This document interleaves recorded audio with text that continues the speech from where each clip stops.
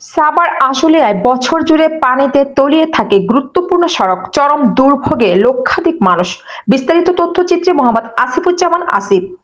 সাভারের আশুলিয়া জামগড়া চৌরাস্তায় একটি গুরুত্বপূর্ণ সড়ক বছরের প্রায় 12 মাসই পানিতে তলিয়ে থাকায় গার্মেন্টস শ্রমিক সহ লক্ষাধিক মানুষ চরম ভোগান্তির শিকার হচ্ছেন।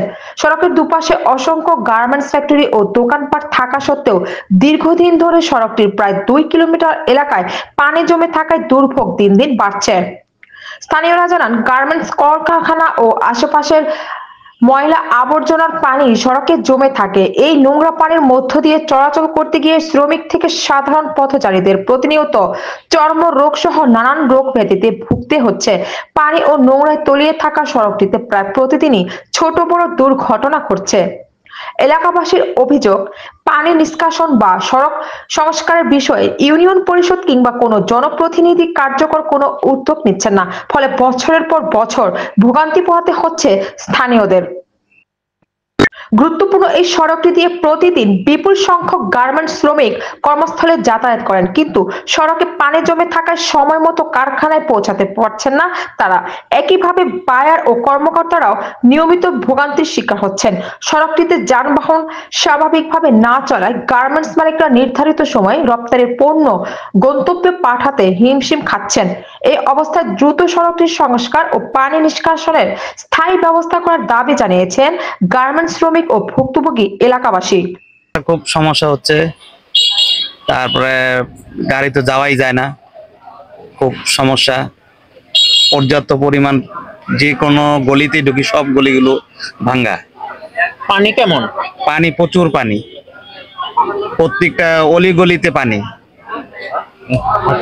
তখন এই রাস্তা দিয়ে পারাপার হতে অনেক কষ্ট হয়ে যায়, পানি বেজে থাকে, যানজট হয় এবং কি আমাদের লেট হয়ে যায় এবং কি অফিসে গেলে অনেক কথা শুনতে হয়, অনেক বকা খেতে হয়।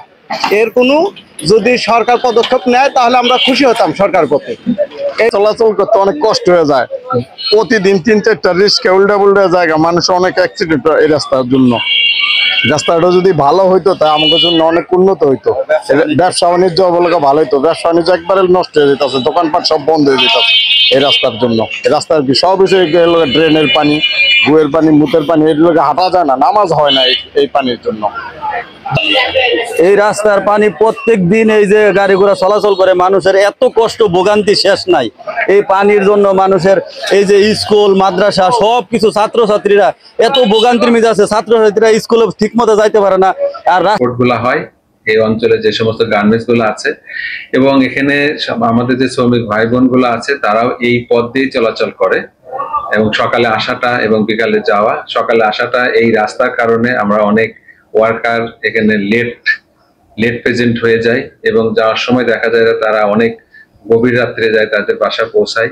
এবং বায়াররা, আমাদের যে বিদেশি যে বায়ার গুলো আছে তারাও এই রাস্তা দিয়ে চলাচল করতে চায় না এবং এই কারণে আমাদের অনেক ব্যবসারও অনেক সমস্যা হচ্ছে।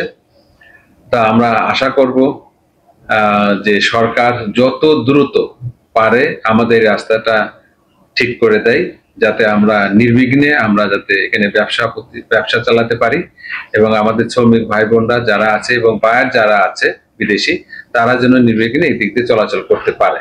আমাদের এই রাস্তা দিয়ে সারা দিনে অন্তত প্রায় 20 থেকে 25 হাজার ওয়ার্কার যাওয়া আসা করে এবং স্থানীয় লোকরা তো আছেই। তা আমরা চেষ্টা করেছি আমাদের নিজস্ব টাকা পয়সা দিয়ে রাস্তা বিভিন্ন সময় আমরা ঠিক করেছি, কিন্তু রাস্তাটা আসলে ওইভাবে ঠিক করতে পারি নাই এবং রক্ষাও করা যায় নাই।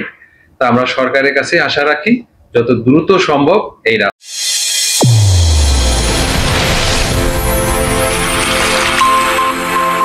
চ্যানেল A1 হৃদয়ের স্পন্দন।